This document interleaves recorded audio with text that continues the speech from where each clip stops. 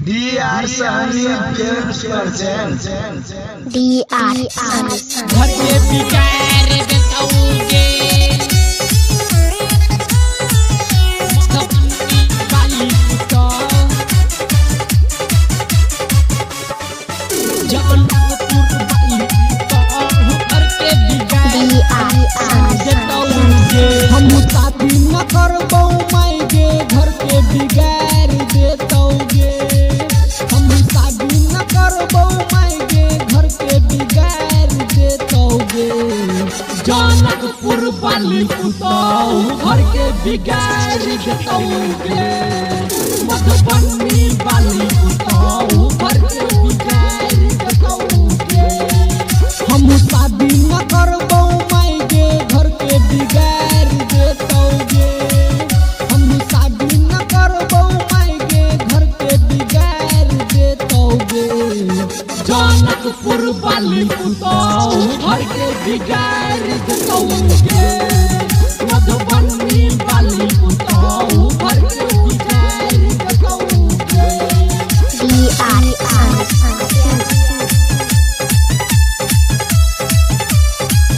जनकपुर बाली घर के मधुबनी बाली घर के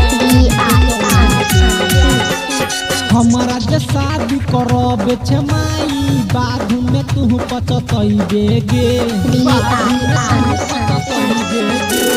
हमारा जे शादी करब छे माई बाद में तू पचतइबे गे गेलना लेके मारतौ तोरा नानी याद तब यतौ गे भाई भाई में झगड़ा हमारा कराई देतई गे माई गे भाई भाई में झगड़ा हमारा कराई देतई गे जनकपुर बाली कुत्ता घर के बिगाड़ देतौ गे मधुबनी बाली कुत्ता घर के बिगाड़ देतौ गे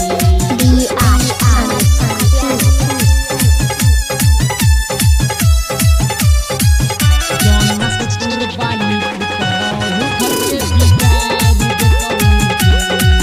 मधुबनी बाली कुत्ता घर के बीजगी साल के कनिया घर में कर छई बबाल गे राजीव राजा के पिपरा बाली कर छई बबाल गे हम गमाई शादी न करबौ दुख न तोरा देबौ गे जसर दीवाना न शादी करतौ सुन गमाई गे हे दसर दीवाना न शादी करतौ सुन गमाई गे जनकपुर बाली कुत्ता घर के बिगाड़ देतौ गे मधुबनी बाली कुत्ता घर के बिगाड़ देतौ गे हम शादी न करबौ मायगे घर के बिगाड़ देतौ गे